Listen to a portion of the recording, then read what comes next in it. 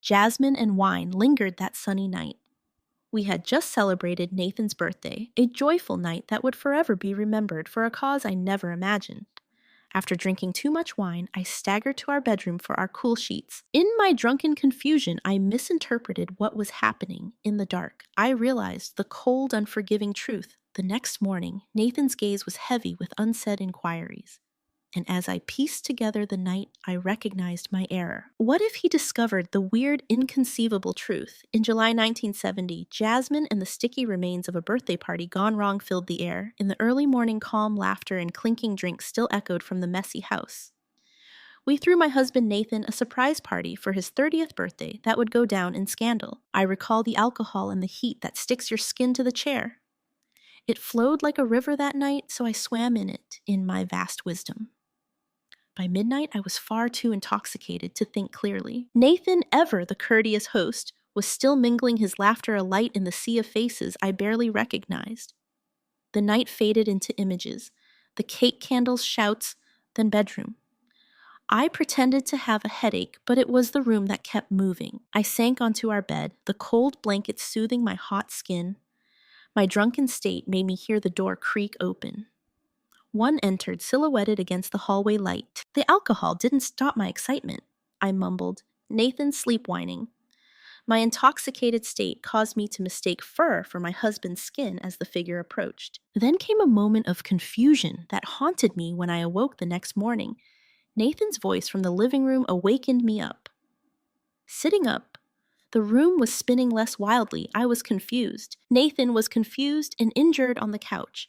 What occurred last night, he questioned, his voice, worried and deeper. I tried to reconstruct the night, but my mind was a jigsaw puzzle. You probably went to bed, I stammered, as the revelation hit me like a frigid wave. Nathan glanced at the bedroom door before returning to me, accusing me. He responded, I didn't, practically whispering. The deafening hush bore the weight of what had happened as I followed him to the bedroom, where the truth lay. My pulse raced.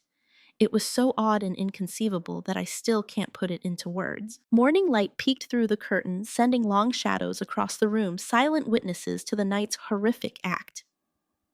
I stood there and realized the enormity of my infidelity, but not in the way one might think.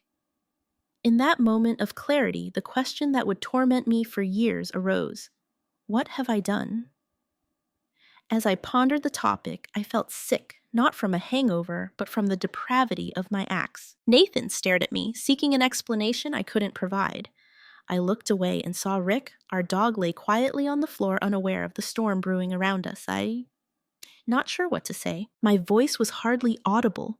My blunder made the room feel too small and the walls close in. Nathan stood slowly and deliberately. He said, "You need to tell me now," with a stern but vulnerable tone that crushed my heart. I inhaled the pungent aroma of last night's party, now sour. Confession. I believed it was you. Words tasted like ash. Nathan. I was intoxicated. I didn't understand his face, distorted with deep anguish that seemed to age him instantly. Rick asked our dog's name, sounding strange. Nodding tears blinding my vision, Nathan. I'm sorry I didn't know or mean to. He stopped me with a hand. I need air, he said hollowly. He left through the front door, heavy stepping past me. The sound of it closing was like a gavel, sealing my fate. Home alone, the silence felt suffocating. Sitting down, my mind raced through the night's events, attempting to figure out how it happened. Recognizing the stress, Rick rested his head on my lap. I stroked his fur, feeling guilty and confused. Today was a haze of self-criticism and terror. The wine glasses and napkins from the party reminded me of my mistake. As I cleaned up, Nathan returned late afternoon with a determined face. He said, "We need to talk," across from me at the kitchen table. He held his hands tightly, his knuckles white. What you said and what transpired have been on my mind. With my heart in my throat, I nodded for the verdict. I love you, but I can't ignore this, he said, his voice firm, but his eyes showing his turmoil. I think we need time apart to think about moving past this. The thought of separation hit hard. I begged Nathan, I know it's bad and I'm sorry, but we've been through so much. Can't we work through this? He stared at me, searching for honesty or a clue that this was a one-time blip. He added, cracking slightly, I need to know if you can ever look at us the same way again." The room was quiet, save for the clock ticking, which seemed to last forever. Nathan got up, chair scratching the floor. "Let me stay at my brother's house while you think I watched him pack a bag, feeling our lives dissolving." The door closed behind him, leaving me in the silent aftermath of our broken routine. The days after were filled with guilt and loneliness. Rick was a continuous reminder of my error, so I avoided him. Friends contacted sensing trouble, but I couldn't explain. How can I? As I sat alone one night, the phone rang. It was Nathan. "I've been thinking," he said, distant but familiar. "We could genuinely discuss our next steps." I had optimism, but I was afraid of what that talk may disclose. I whispered, "Tomorrow at the park by the lake." And he replied, and the line went dead. The next day I was at the park, the lake peaceful in the sunset. Nathan was already there, his shadow against the ocean, a sharp reminder of the man I loved, possibly lost. My approach carried the weight of our discourse, a silent foreshadowing to the storm that was about to explode. Each step approaching. Nathan felt like a march to an uncertain fate. Water lapping on the coast replaced children's laughing and families' chatter at the park, making it strangely silent. Nathan stood still with his hands in his pockets, back to me. I was too scared to appreciate the lake's golden tint as the sun sank. I called Nathan gently, barely audible above the breeze. He turned with a contemplative expression. He thanks for coming in a neutral voice. Sitting on a bench, we felt separated. I felt the tension, the unspoken words, like a cloud. Nathan looked at the ocean and said, "I've been thinking about us and what happened. I need to know how you feel about this." I breathed deeply, the cold evening air not calming my nerves. "Nathan, I'm lost. I'm sorry for my dreadful mistake. I want to fix us." His gaze was remote as he nodded slowly. "I think you're sorry, but might not be enough. This is about trust in moving forward, not just apologizing." The silence was broken only by a distant bird call. My hand hovered near his, but I pulled back uncertain. "Nathan, I love you. I always adored you. How can I fix this?" Nathan finally turned to meet my gaze. "My brother suggested therapy after talking to me. Perhaps we might consider it to help you understand why this happened." Therapy. I remembered the term, a beacon of promise and a reminder of our problems. "Nathan, I'll do anything. If we can heal, I'll go." His gaze softened as he nodded. "Maybe it's necessary, but there's more. An out-of-state employment has been offered. The opportunity is good, and I'm contemplating it." Heart plummeted. "You're considering leaving? Leaving, not going, but space may help. I want to know if this distance is helping us see things or just delaying the inevitable." Nathan leaving hurt, like a physical agony. "What about us? What about our marriage?" His voice broke as he said, "I don't know. I need time to ponder away from home and memories. Maybe you can consider what you want about what we both want when I'm gone." We spoke logistics separation house, Rick. Each topic reminded us of the life we were trying to save or let go. Nathan stood up as the sun set. "I'll discuss the job. Details will follow." He left shrinking, leaving me with fading light and doubt. The following days were numb and active. I looked for professionals to help us through this situation. Nathan's disappearance made the house too quiet and empty. I talked to Rick, the dog who had caused our dilemma, hoping to find comfort in his innocent gaze. When I was making dinner, the phone rang. It was Nathan. He spoke steadily but distantly, saying, "I've accepted the job. I'm relocating next week." News arrived like a chilly wave, overwhelming. It was all I could do to whisper. He said, "I'll pick up some stuff and we should discuss how to handle everything." The chat was brief and stiff, like strangers discussing business rather than a couple discussing their marriage. After hanging up, I sat in the faint kitchen light, realizing our situation. The next few days were spent packing Nathan's possessions, each item a memory, and each box further from what we had. When he collected his stuff, unsaid words filled the air. A tense argument about finances. The house and Rick ensued. Nathan murmured softly, "Rick should stay with you. He's always been more dog." My throat was too lumpy to speak, so I nodded. Nathan stopped at the door and looked at me as he carried the last box to his car. He promised to call, but it felt like goodbye. House stillness was terrible when he departed. On the couch, Rick's head on my lap, I felt comforted rather than reminded of my error.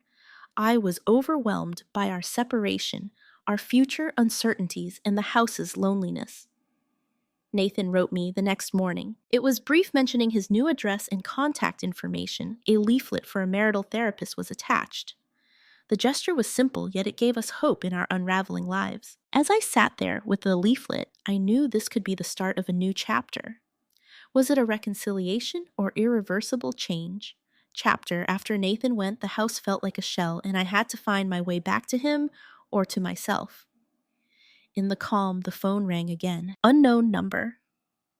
The voice on the other end was unexpected, adding to our already complicated story. My heart raced as I answered. The phone caller's voice sounded quiet and cautious, yet familiar. Hello, is this? The line cracked, and my heart skipped a beat as I recognized the voice but didn't anticipate it. Yes, I am.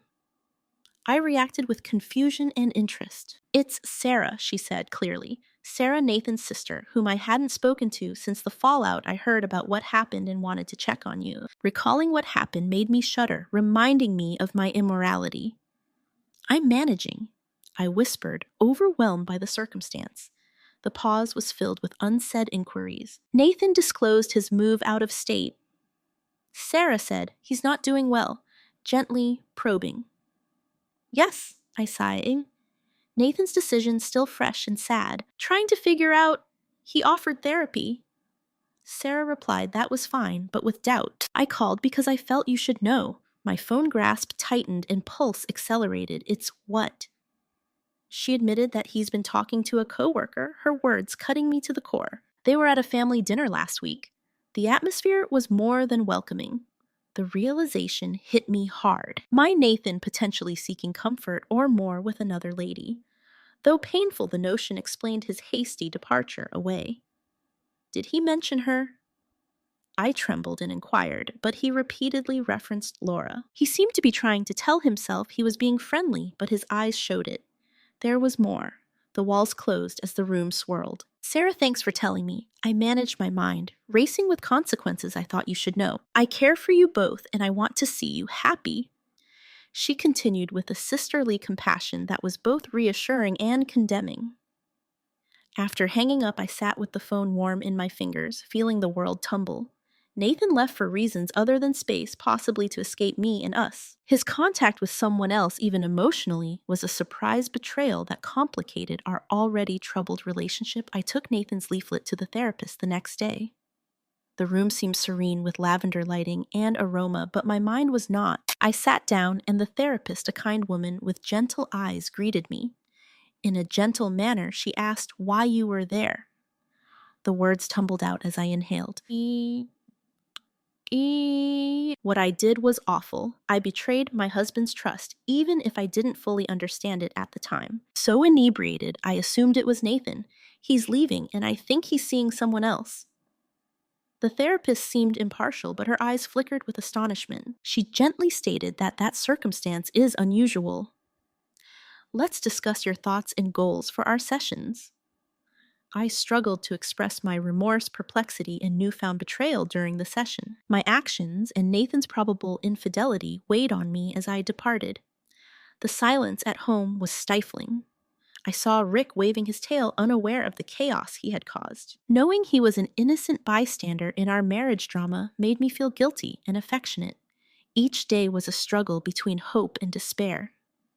Nathan was gone, reminding me of what I had lost and the potential of him with someone else. I sought therapy to understand my actions, thoughts, and future.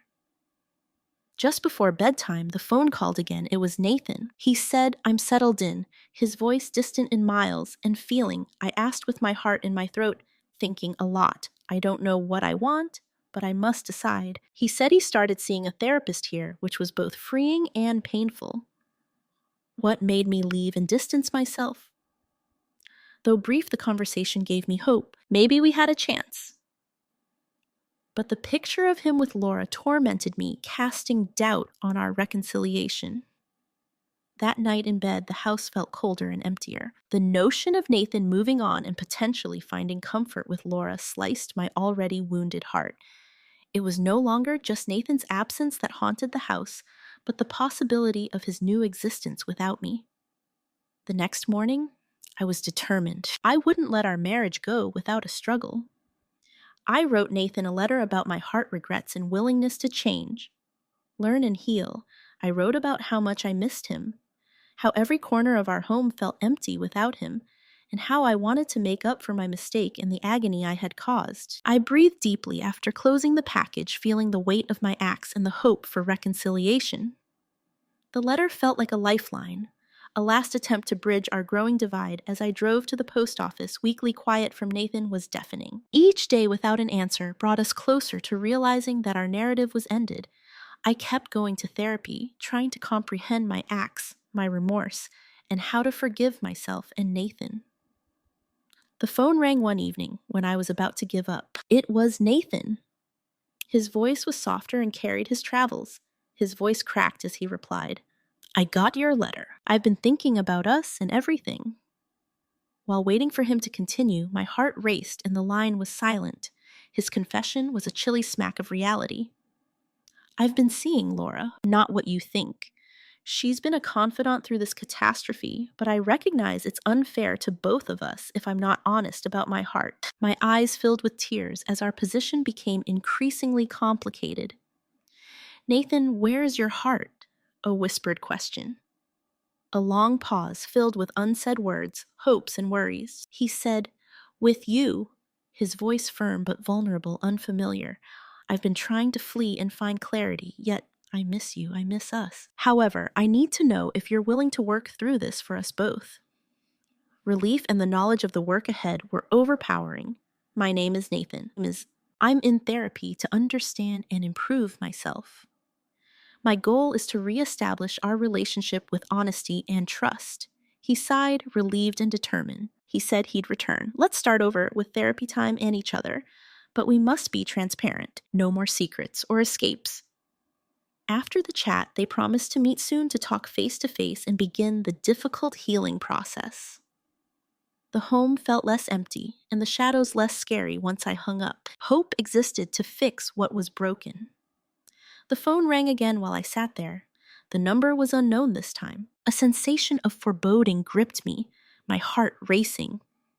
Answering cautiously, I said, "Hello," I asked, is the word dangling like a question mark. Though unfamiliar, the voice sounded urgent. "Hello, Nathan's pal, Laura. Maybe we should chat." I was left with a cliffhanger that would shape our turbulent story as the telephone went silent. Laura's call. Nathan's honesty and our reunion were all in limbo, poised to unravel or strengthen with the next conversation. As Laura's phone call echoed, the room closed in. My heart, which had just settled with Nathan's promise of return, started racing with dread. My voice was cautious and curious as I said, "Laura, what should you discuss?" The weight of whispered truths caused a long pause about Nathan. Her tone was serious as she spoke. "I suggest you learn some things before he returns." Each possibility was more uncomfortable than the last in my imagination. "Okay," I whispered, preparing for what was to come. Laura said, "I've been there for Nathan." Her voice firm but concerned. "Having been through a lot, I've seen aspects of him he may not have showed you. He may have been confused and hurt, not deceitful." While listening, I held the phone to my ear as if to hang on to her words. "Please continue," I whispered. "He struggled with what happened and his shame and failure. He's been talking about you a lot, how he believes he's failed you as a husband and how he doubts his worth. In this marriage, I was overwhelmed by the disclosures which brought relief and grief. I admit that Nathan's silence hurt me because he never told me I'm phoning. Because of that," Laura said, "I've helped him process his feelings, but there's more. He's pondering returning for you and himself. He fears his return may reopen wounds." Nathan's doubts about his return hit hard. "You think," I asked, "shaking Nathan loves you, but love can't always fix everything. He must ensure that you are both ready to work hard with therapy, honesty, and patience." She couldn't see my nod. "Laura, thanks for supporting him and telling me." A quiet sigh appeared on the other end. "While I want Nathan to be happy, I also value marriage and trying to make things work. While there's still love, I wanted to make sure you understood everything before he returned." My emotions swirled when the call ended. The house, once a symbol of our shared life, felt like a battleground where every nook carried a memory and every room silently witnessed our fights sitting. My thoughts were jumbled. Nathan's return became a complicated decision that demanded our whole commitment. The therapy sessions revealed my self-worth, communication, and trust issues, as well as Rick's mistake. The next day, I called Nathan. The phone rang, each tone reminding us of our emotional and physical distance. He answered cautiously, possibly dreading the worst. Nathan. I began vocal lessons, spoke to Laura, a pause and breath held on both ends of a line. I see, he remarked quietly. She told me your worries and fears. Yes, I'm ready to confront this with you. I've learned about myself and us in therapy. I need to know you're ready to rebuild, not merely return. His tension-releasing sigh was audible. I've been pondering, especially after your letter. I want to try again. However, we must be fully honest, no more avoiding difficult conversations. I agreed, feeling more determined. Let's meet when you return. We'll start therapy together. We'll discuss everything thoroughly. The conversation finished with a tentative reconciliation plan. I hung up thinking the house was a foundation for our future rather than a mausoleum. Days before Nathan's return were fraught with anticipation and dread. I cleaned and rearranged the house for new beginnings. Rick, our loyal dog, appeared to detect the change in atmosphere, wagging his tail more and his eyes less veiled by the tension in our home. Our shared history and excitement for the future filled the air when Nathan entered. We stared at one another, the stillness expressing volumes. I'm here, he replied, his voice heaving with travel. Thank you, I said, my heart soaring with cautious anticipation. Sat down on the couch. The gap between us felt large and personal, I suggested, starting by reaching for his hand to show connection and commitment. We began the difficult process of healing, understanding, and rebuilding. Each session and talk was a step forward, sometimes difficult, often insightful. We learned to voice our grievances, wishes, anxieties, and love. The odd and tragic narrative of our adultery deepened our relationship. We faced the world as husband and wife, but also as two people seeking development, forgiveness, and love. We changed with the seasons. Once a reminder of what was lost, the house now shows what can be rebuilt. We became stronger, wiser, and more in love while rebuilding, however. As we began this new chapter, the phone rang one evening with a familiar but frightening sound. My heart raced as I took it up, wondering what fate had in store for us. Hello, I answered, the word lingering in the air like a question mark, starting another chapter in our ever-changing saga. If you like the story, subscribe, like, and comment. This will help us write more interesting content.